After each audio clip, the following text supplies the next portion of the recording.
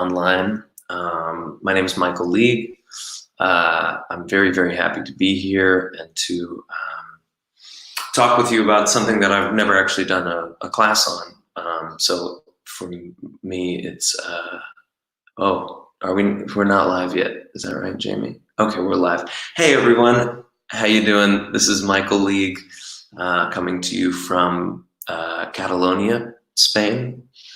I'm very happy and excited to be a part of Holland Festival Online, doing a masterclass on something that I've never done a masterclass on, which is the adaptation of electric music to acoustic environments.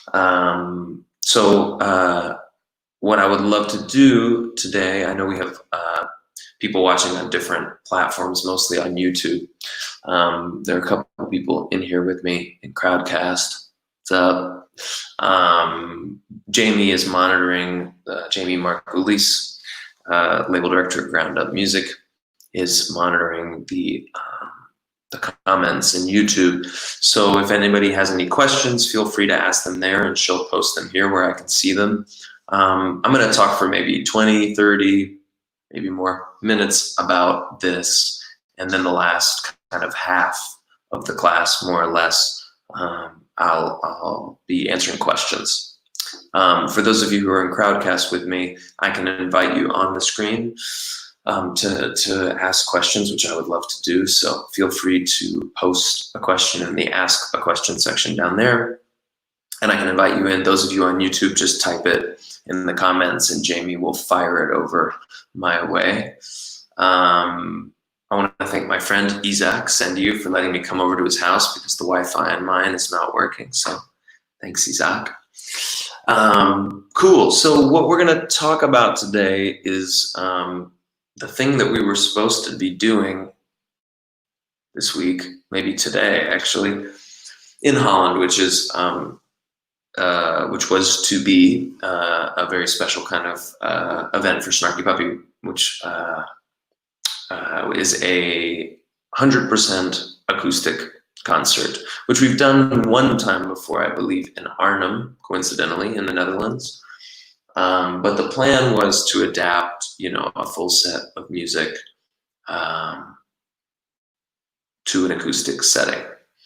So what I'm going to walk you through today is just like I'm taking one song from the Snarky Puppy repertoire, which is called Shofukan, and I basically am going to walk you through my process for taking that song and changing it from an arrangement for a fully electric band to an arrangement for a fully acoustic band.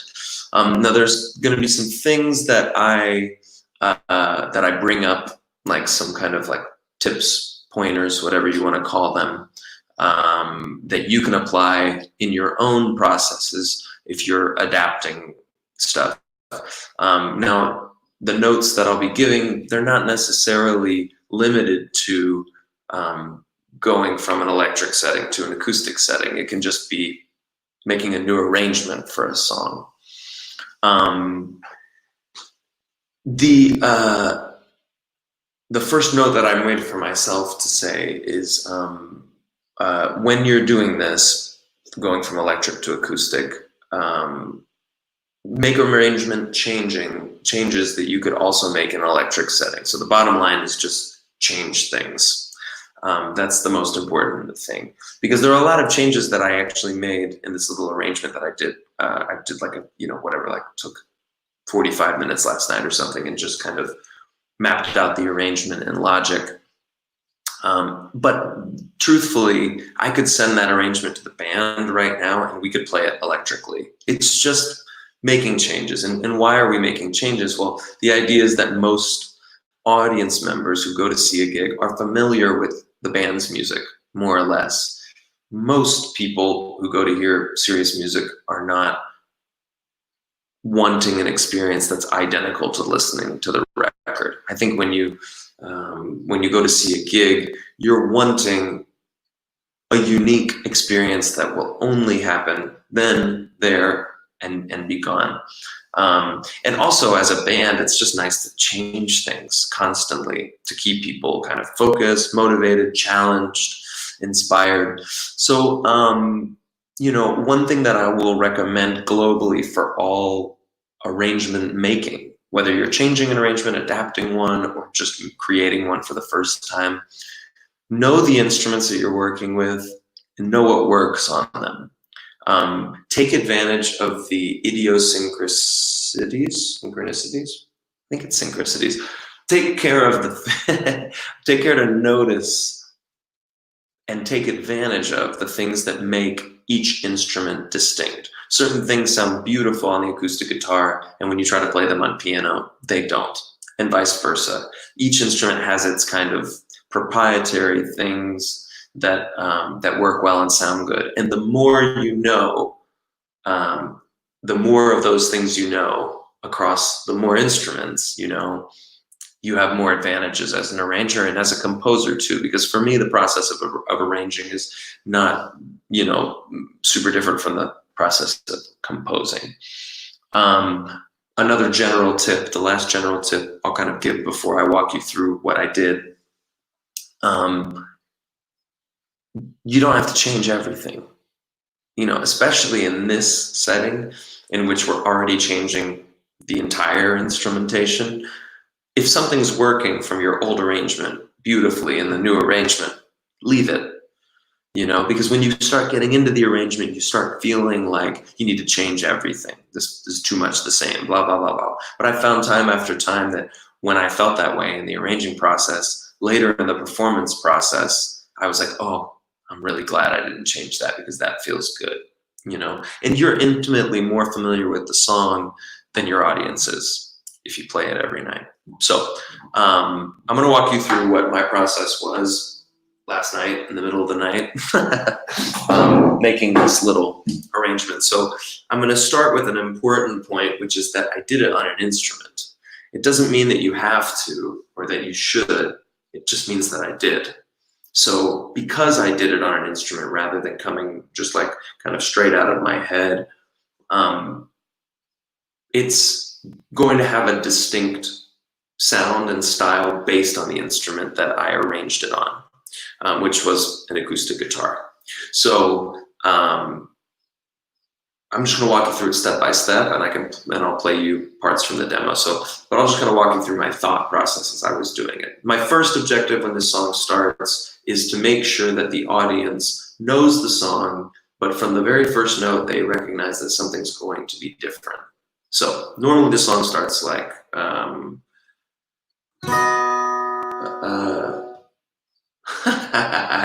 forgot how the song starts.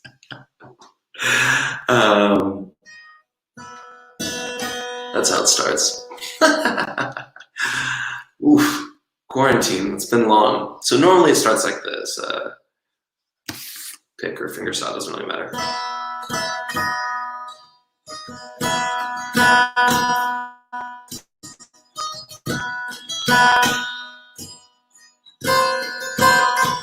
More or less.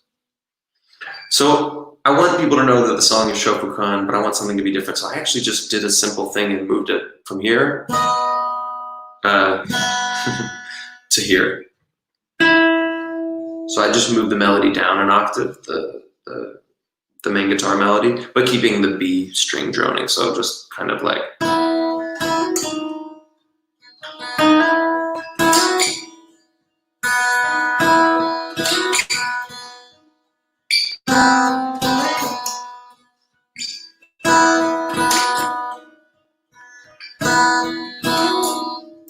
Down an octave. Everybody knows what the thing is. The first kind of noticeable change comes in the next part. So I'll just play you a second from the demo. So.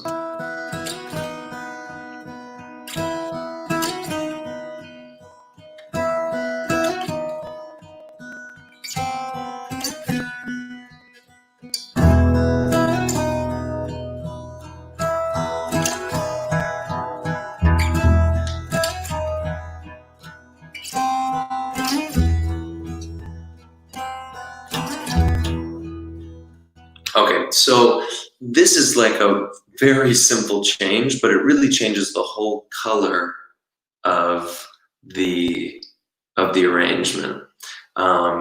So this song's in B, right? So normally this is kind of like you're hearing it in the context of this.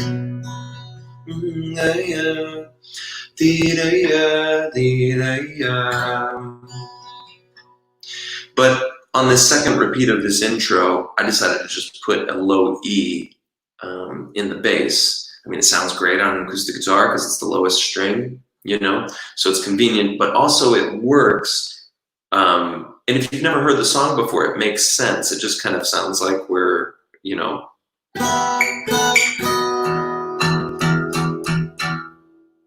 I don't know, kind of like in E minor, more or less, E harmonic minor. But if you know the song and you're hearing it kind of over B, it's a noticeable change, but you still have the melody stabilizing the thing. So this,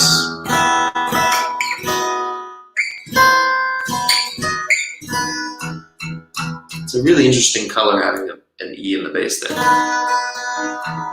So for me, this is cool because it also having an E there, having the 4 rather than the root in the bass, kind of gives it some feeling of tension.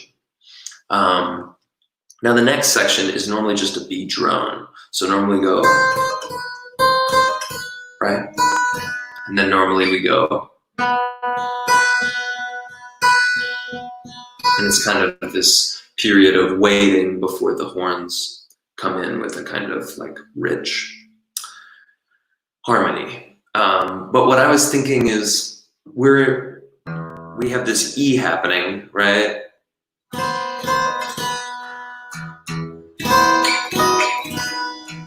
Then I was thinking, well, let's kind of continue this motion that we have happening and go down a whole step to this. Instead of just with no bass, putting a D in the bass. And then immediately, my mind is hearing that bass line continuing to descend. So.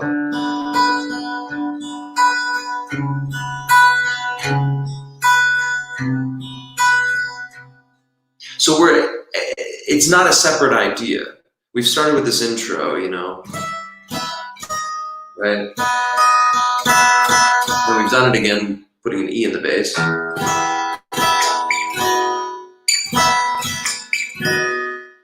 And then we're just moving down from E, down to D.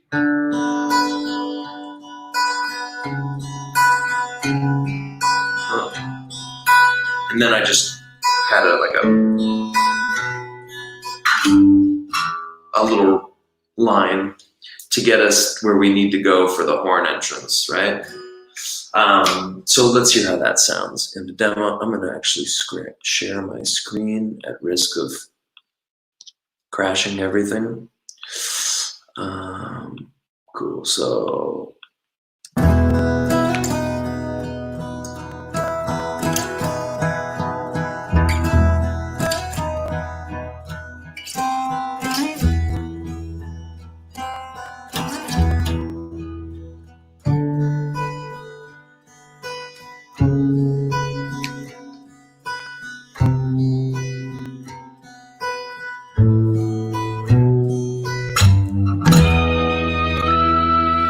Okay, so now we're in the main melody part. I'm going to look at that. So now we're in this main melody part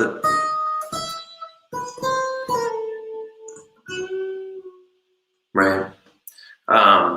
Now it's interesting because up until here, there really hasn't been any kind of change in instrumentation, really. We've just taken a normal electric guitar part, put it on acoustic guitar, but we've changed the arrangement. And like I said, the changes that we've made to the arrangement are independent of the instrumentation. You could play up to here, what I've gone through, you could play it with the band normal electric fully, and it would already sound like a different arrangement because we're making musical choices that are different. And that's a thing that I want to emphasize, is that when we're changing things in terms of instrumentation,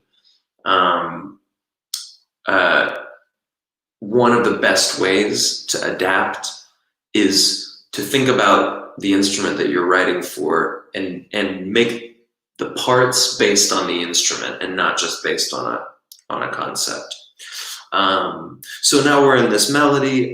For now, I didn't really mess with the horns very much because I felt that arrangement-wise, everything is working beautifully with the horns. The only thing that I'm going to change here, and I can just say it, I don't have to demo it out, is the instrumentation. Normally we would have a trumpet, normally we'd have 2 trumpets and 1 to 2 tenor saxes playing. What I would do in this acoustic setting, because we have a lower noise floor, a lower average playing volume, is I would just change, rather than changing the parts of the horns, I would just change the orchestration, or the instrumentation rather, which is I would take one of the trumpets and replace it with a flugelhorn. I'd take the other trumpet and I'd replace it with a muted trumpet, whether that's a cut, bucket, or Harmon mute. Would do something there for sure. Tenor sax, stay the same. If we have 2 saxes, I would do 1 tenor and 1 flute. So our orchestration has gone from 2 trumpets, 2 tenors, to flugelhorn, muted trumpet, flute, and tenor. So there's really only 1 instrument that's still doing the same thing. And really what I would prefer is bass clarinet, flute, instead of tenor sax and flute. So our new horn section, let's say bass clarinet, flute, muted trumpet, flugelhorn, done. For the first half of the song, I don't feel like we need to make any like note or rhythm changes or anything like that to the horns. But for now, I've been using the lovely MIDI Mellotron patch in Logic for the melody.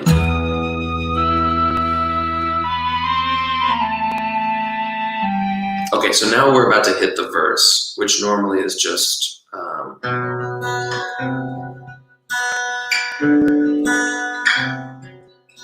that kind of figure. I made a very small change, which is that I've added like a G to the voicing to give it some color. So rather than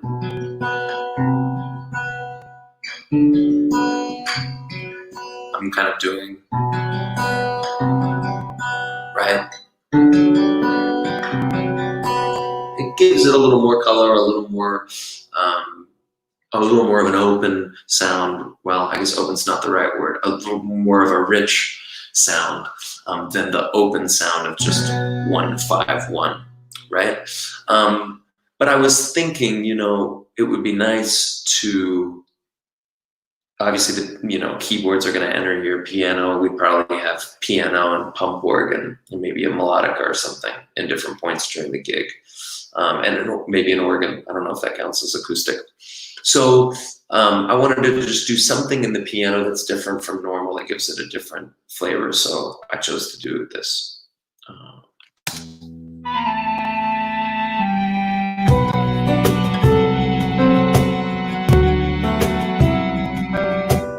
So actually, normally here the piano just plays chords, just kind of plays like,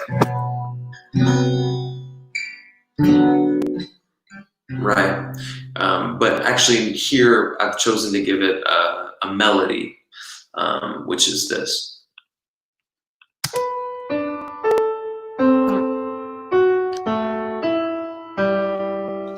Right? So this feels pretty good to me over these chords, and it just lets us know we're in a different zone than the recording,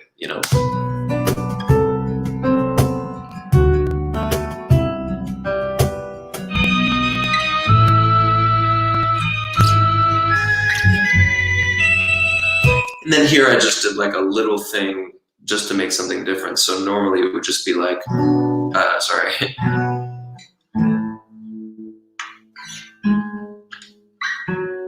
And then back to the, right? So instead I just did like a little line.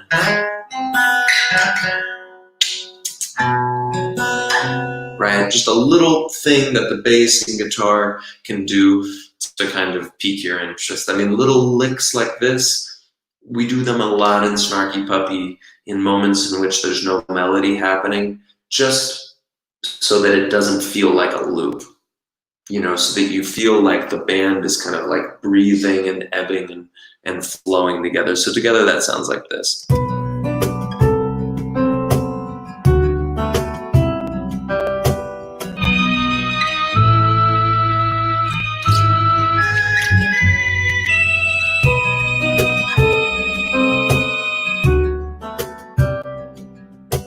Great, so I modified the piano line a little bit there.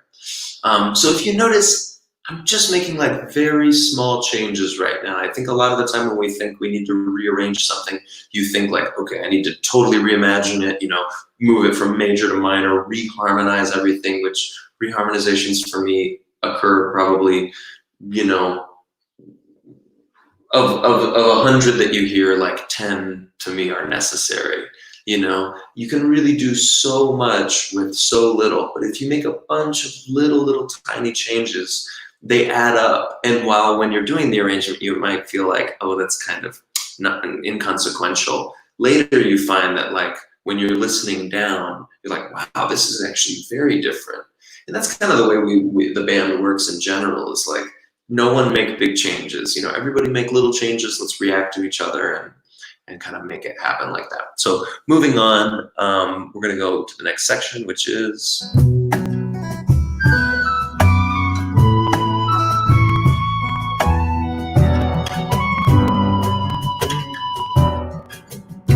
okay, cool. So this is the main kind of like verse melody, if you want to call it that, where the trumpet normally plays. I said earlier, kind of like, if it ain't broke, don't fix it. We say in the US, like if something's working, don't mess with it. And for me, a thing that's really working here from the old arrangement that does not need to be changed is the guitar part, which is the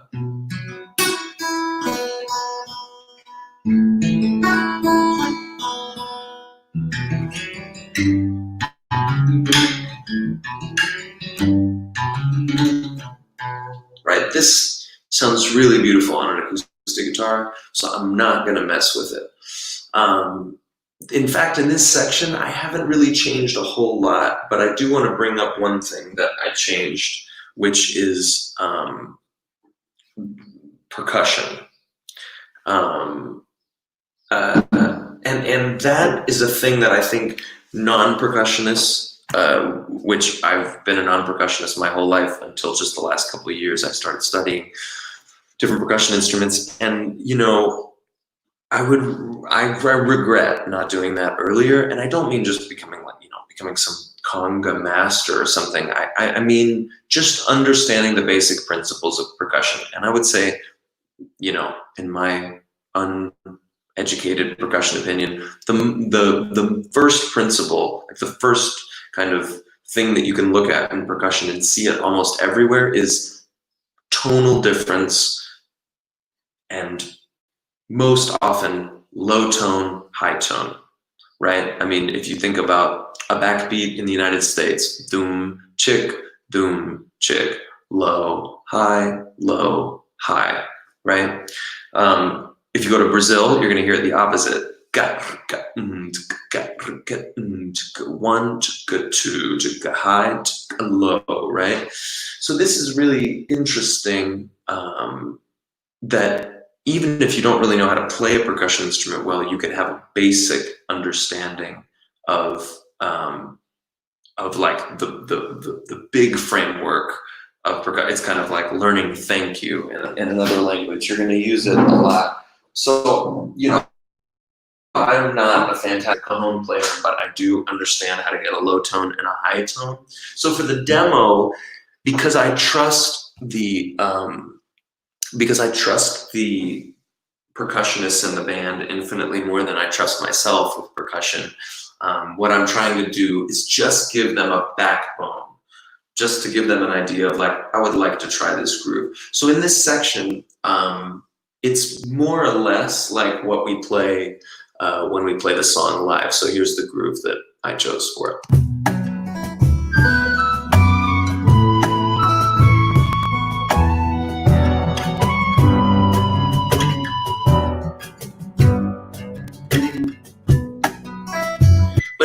little bit different. Normally the drummers do like a tom thing. And then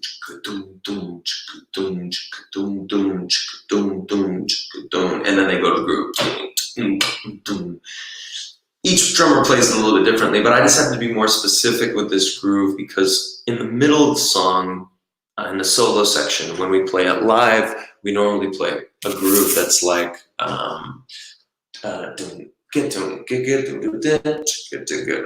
so like 3, 4.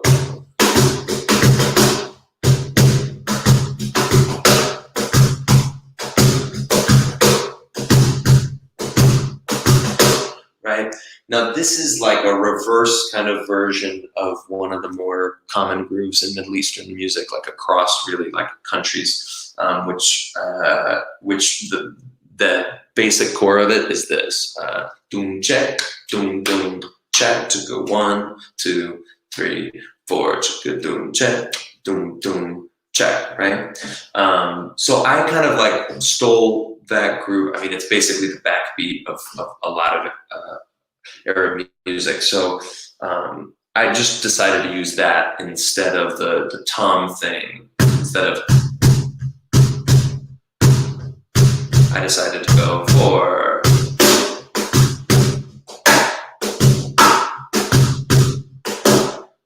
during that melody. So if you check that out, it's like this.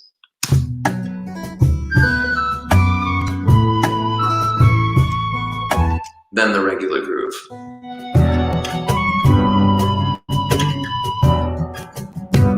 Back.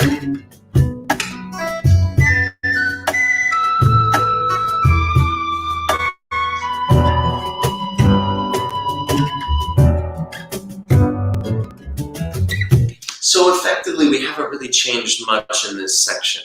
You know, the melody will still be played by the horns, or, you know, probably by the flugelhorn in this case. Maybe even harmonium could be really cool. And as far as the percussion stuff, I'm just giving them an idea of low-high relationship. 3, 4.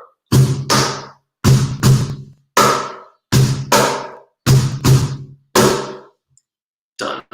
They can, orchestrate it however they want, but it's just something to make it different in the percussion. It's a little weird if you do like a rearrangement of a song and like one person doesn't change anything the whole time. It almost feels like, I mean, unless you really believe that that's the absolute best thing for the song, it feels a little bit like you just got lazy and didn't care about them.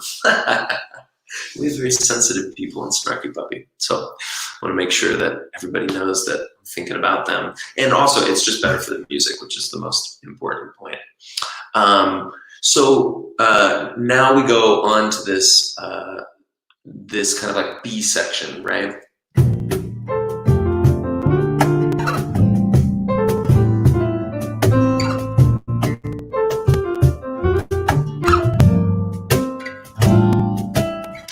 So once again, very few changes here. The groove is different from the record. It's following this pattern that I was talking about before.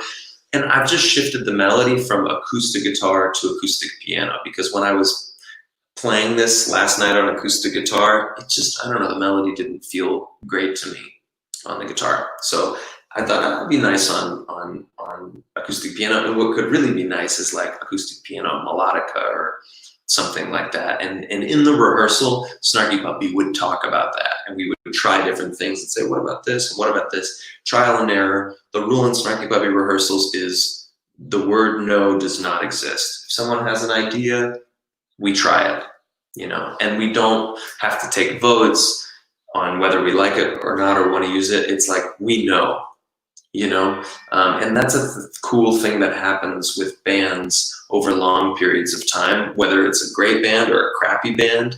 It doesn't mean that you're good or bad, but what does happen is you start to form a collective consciousness about the identity and concept of the group, and you tend to know with every year, more like intuitively that works or that doesn't work. In the beginning, there's a lot more debates because the kind of identity of the group, the sound, as we say, of the band hasn't really fully formed and grown and blossomed.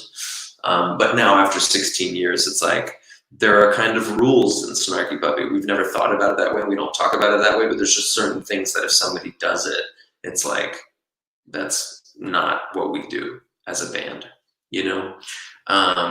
So now we've had these two sections that are more or less like the original arrangement. You know, we've flipped around a melody, we moved it from the guitar and the piano, and then before, you know, we changed a low-high relationship in drums and percussion. So now I feel like we're about to go into the solo section. Before we get there, we need to do something different and interesting. So I was playing this part, which normally goes like this, 3, 4, and then that's, I mean, the basic bottom part is that.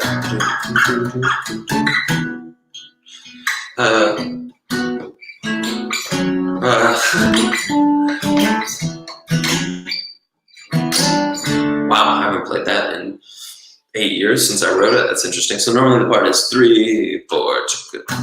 Take that from up. 3, 4.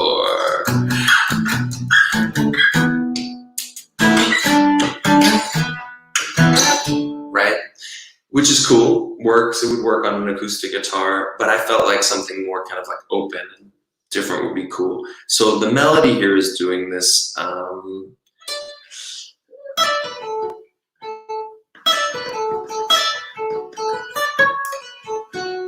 Right? It's doing this kind of hemiola-ish thing. 3, 4.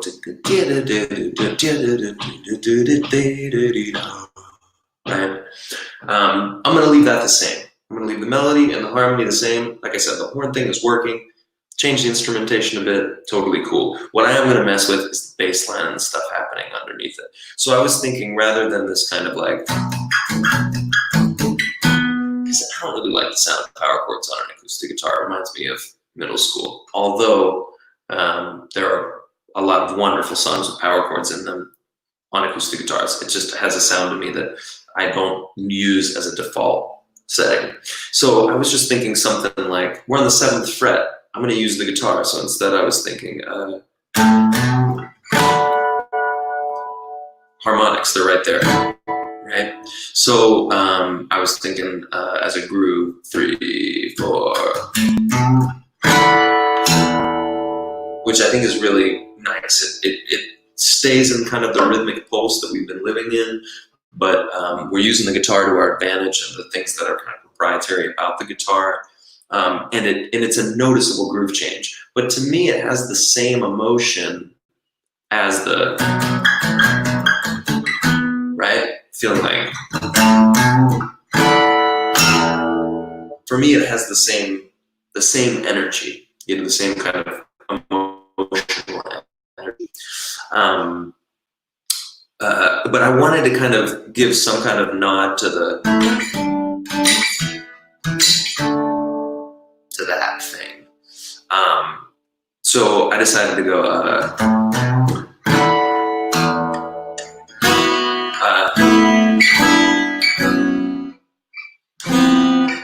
is what I decided to do at 3 in the morning last night. So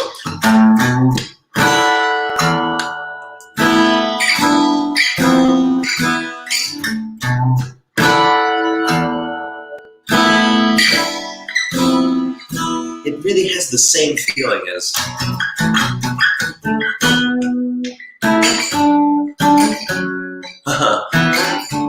right? It has the same energy.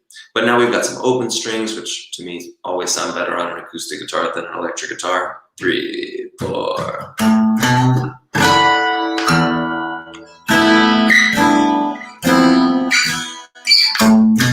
But now the second time,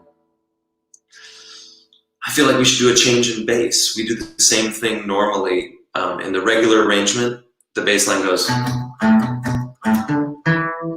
we stay on E. But the second time, we go to C.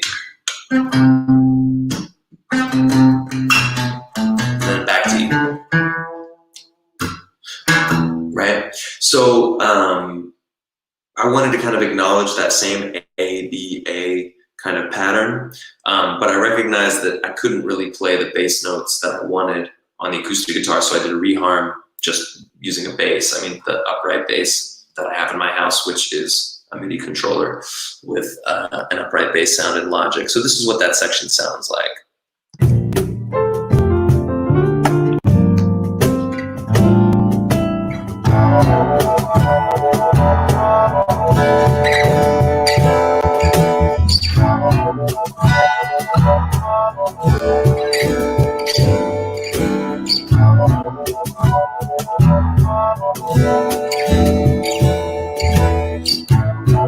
So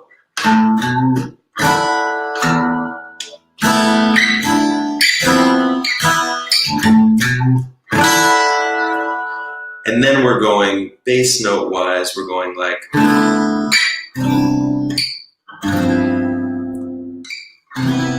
which you technically can play on the guitar, but I just decided to leave that open and have the bass cover that. So it kind of, you know, theme, variation, back to theme. That always kind of works.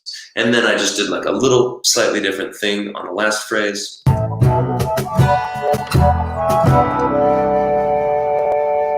Going to C, you know. Just because we went there a minute ago, and it kind of sets us up for the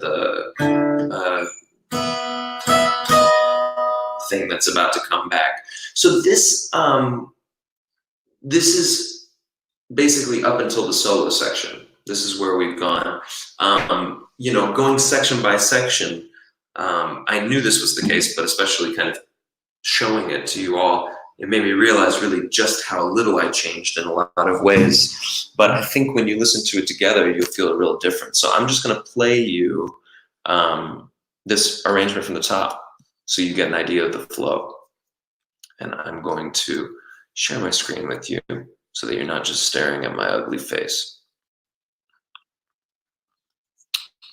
Cool. Here we go.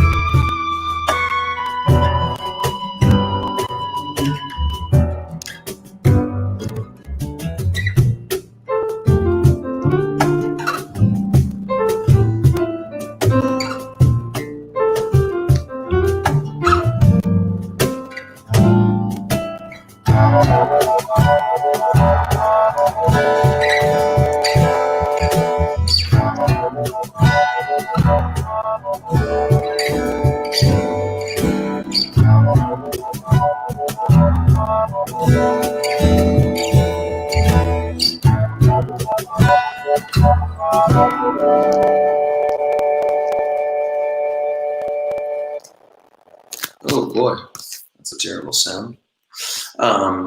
Great. So I think you, thanks, Verla. I'm gonna get rid of the screen share.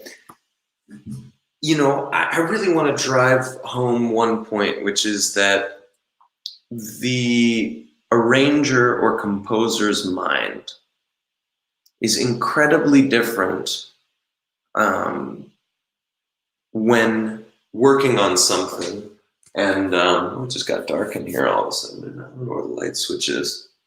When working on something intensively and spending time working on an arrangement and all this kind of stuff, it's much different. Your mind is in a much different space there when doing that than it is when you're just like listening continuously, which is why I think it's very important for us as producers, arrangers, composers to constantly give ourselves perspective, which is when we're working on a chorus for 20 minutes, stop for a minute and listen from the pre-chorus. Because sometimes we can go so far down that hole, we really forget what it is that we're doing. You know what I mean? And we lose perspective and we start making decisions that aren't really great decisions.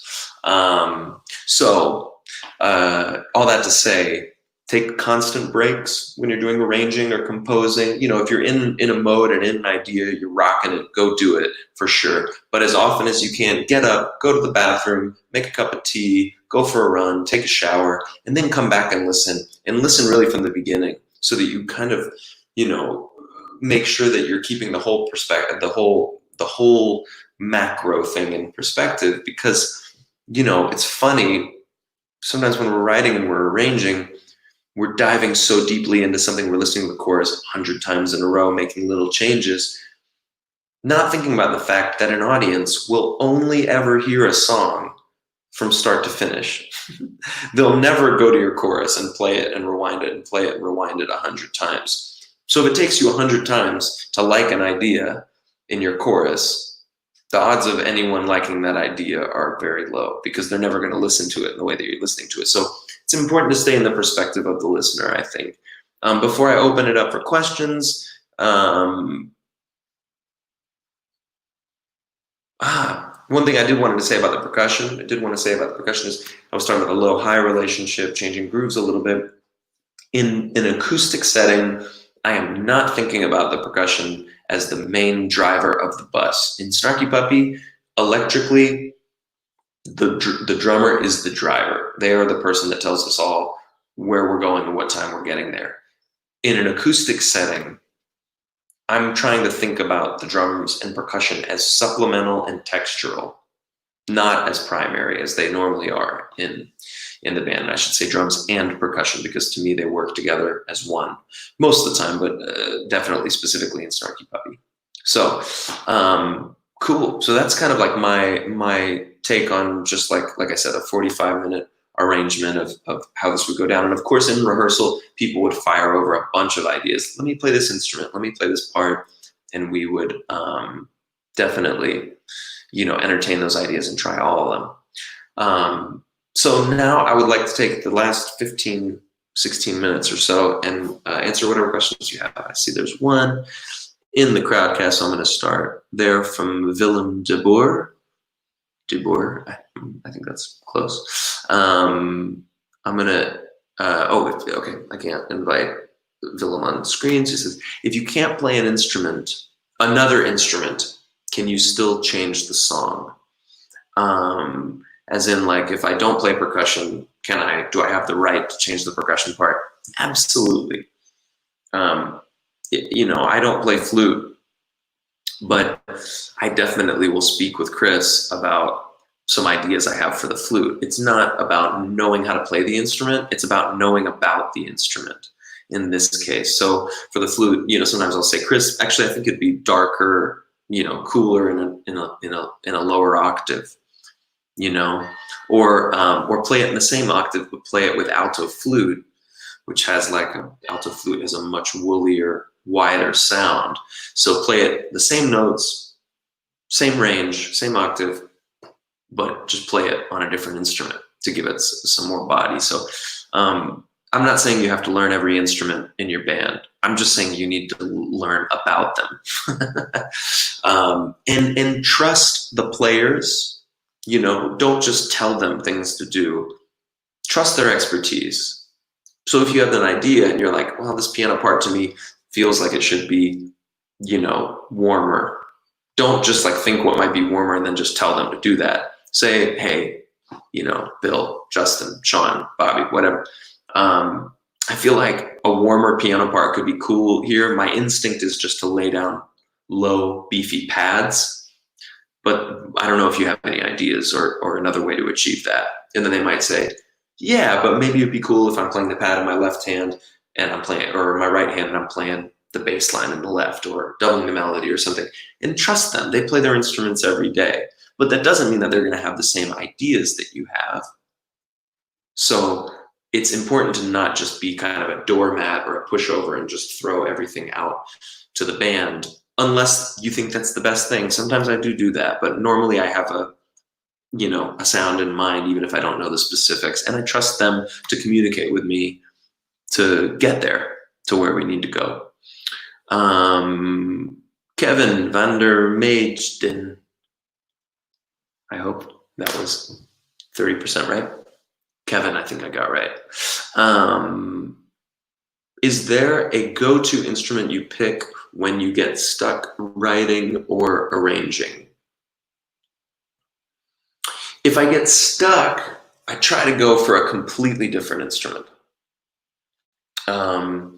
I've been working during the quarantine, I wrote a solo album, like a pop record, because I've been writing and have always loved writing songs and with lyrics and singing and stuff. And I was like, well, there's a quarantine, let's do this. I wrote songs on that record that started on cajon, that started on darbuka, that started on a MIDI controller, that started in my head, that started with my voice, and that started on a guitar.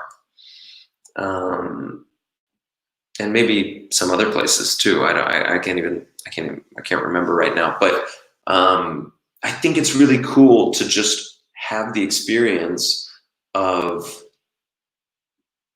writing from a different perspective, a different instrumental perspective. You're going to do things on a percussion instrument that you're not going to do on a guitar. You're going to do things on a bass that you're not going to do on keyboards.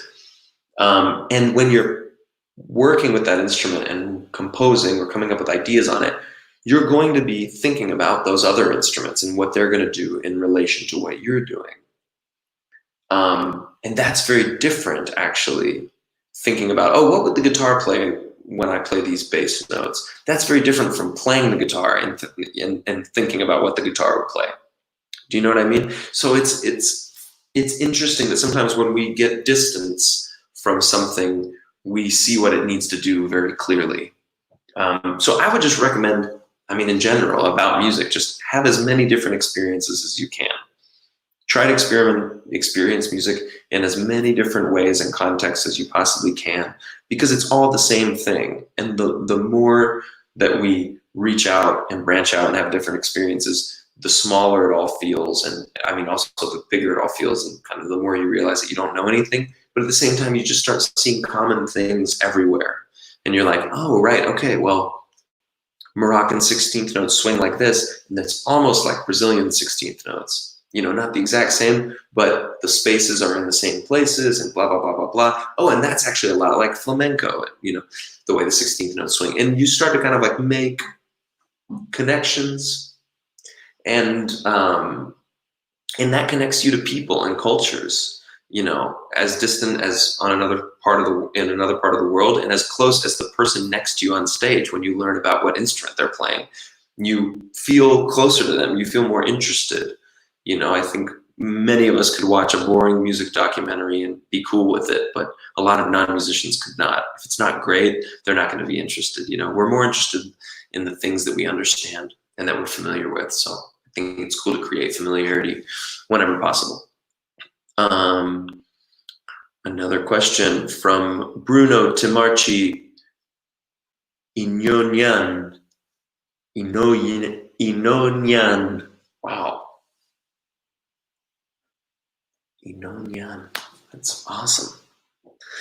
In an electric setting, I assume that the percussion is also treated as in an acoustic setting, but does the approach of the percussion changes Oh, but does the approach of the percussion change because there's also a drummer involved? I'm going to go ahead, Bruno, and say that I don't actually agree with the first two sentences. The percussion absolutely will change from electric to acoustic as much as anyone else, because we have to think about timbre, we have to think about volume, and we have to think about role. In Snarky Puppy, electric puppy, if we have a drummer playing a hard, heavy groove, a percussionist is going to feel comfortable playing like cowbell and maybe a cymbal stack, loud, bright, big sounds. If the drummer then, in an acoustic setting on the same song, decides to play brushes on a snare drum and a ride cymbal with a brush, if the percussionist is playing cowbell and inonyan, cool, got you, nice. Thanks, Bruno. Then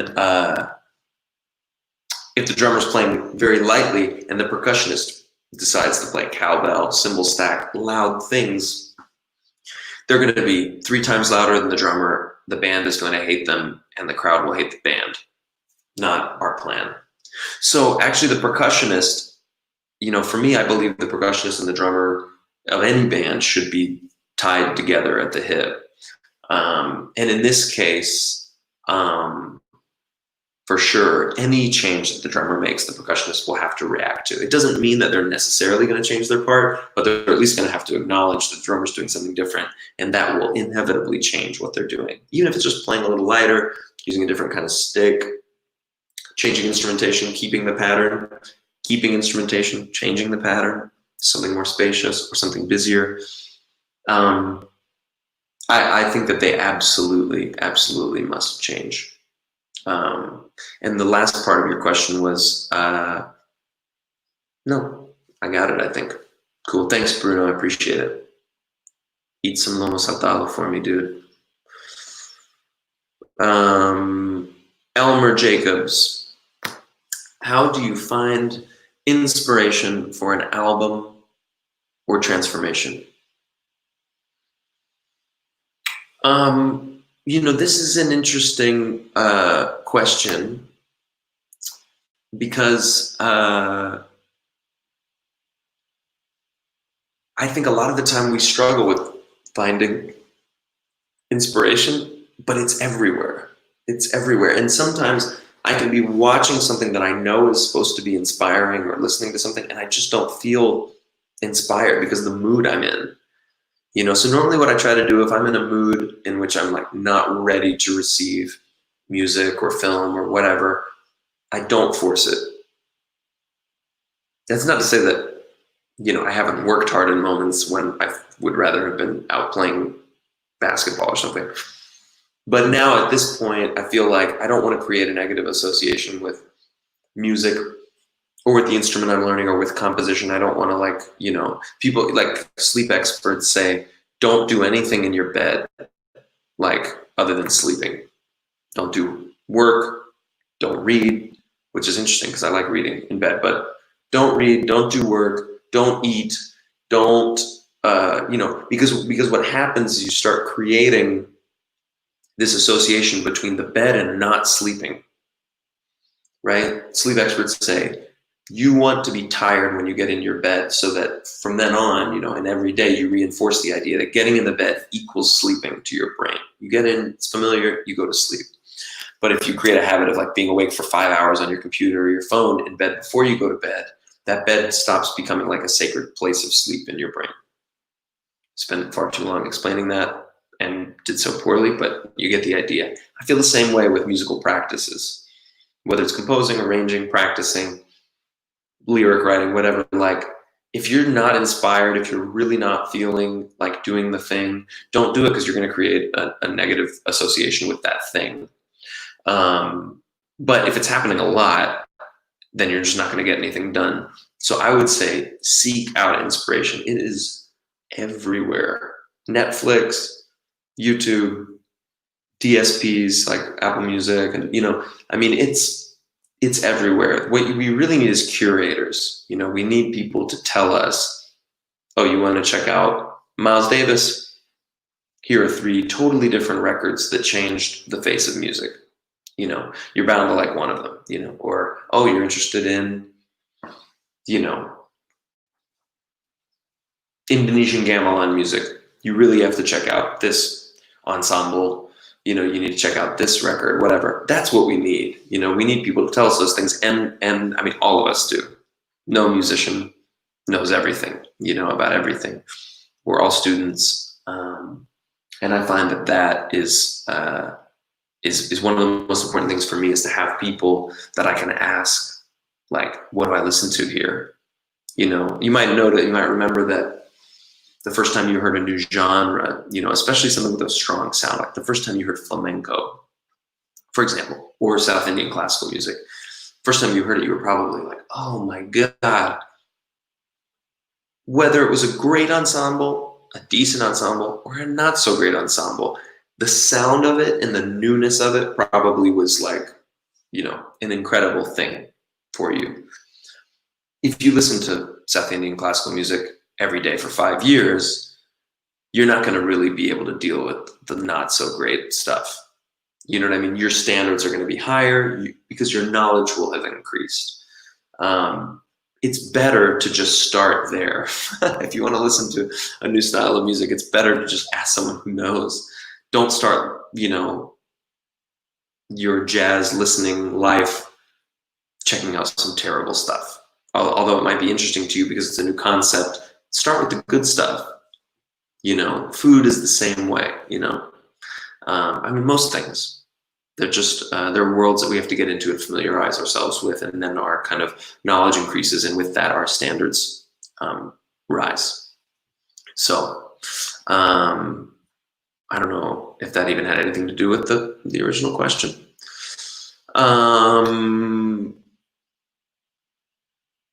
Okay, Willem has a couple more questions. I'm going to dive in there. We have about 3 minutes, but I'm going to do it. Willem, how many instruments can I play? It's the question. How many instruments can you play? I mean, like, well, one. Bass is like the only instrument that I feel like I can play. You feel comfortable on any stage with anybody, and, you know, feel open and like I'm only using, you know, a small percentage of my brain power to actually perform the actions of the instrument, so I can reserve the rest for listening and thinking and reacting.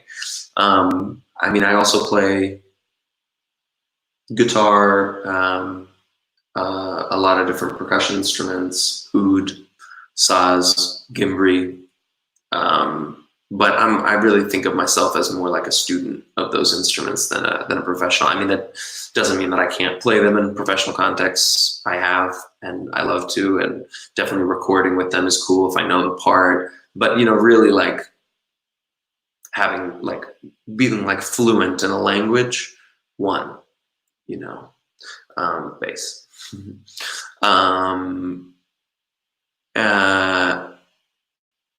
Kevin asked, is there a snippet of a song from the solo album I can share? There are many snippets I can share, but I absolutely will not, because my demos sound awful. If you didn't notice from the last hour of your life, I don't make demos for them to sound good. I make them to remember the parts and remember the concept and the idea, and then to record them well. So, no, sorry, buddy. You'll have to wait for it to come out, but probably early next year, I hope. Last question, what is the best way to get better at solos? Improvising is like everything else about music. It's a language. It's about vocabulary, understanding, confidence. And like a language, you develop that by listening to people. You know, there are many people in the world who speak a language without ever having taken a class. It's better if you take classes and you listen to people and speak with them, but it's not essential. So I would recommend listening to loads of solos, but also listening to one solo loads of times, you know, to the point where you're singing it. I think it's absolutely actually essential that when you're learning solos, you sing them before you put them on the instrument.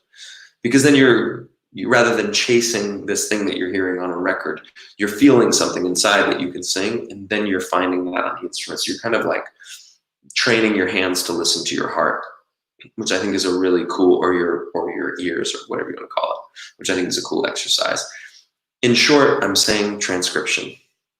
Just transcribe. Transcription doesn't mean you're with a quill pen by candlelight writing down notes on an old piece of manuscript paper. It just means you're learning something that someone has done. If you ask me, what's the word for, this in English, and I say headphones, when you go, oh, headphones, you've just transcribed me. That's what transcription is.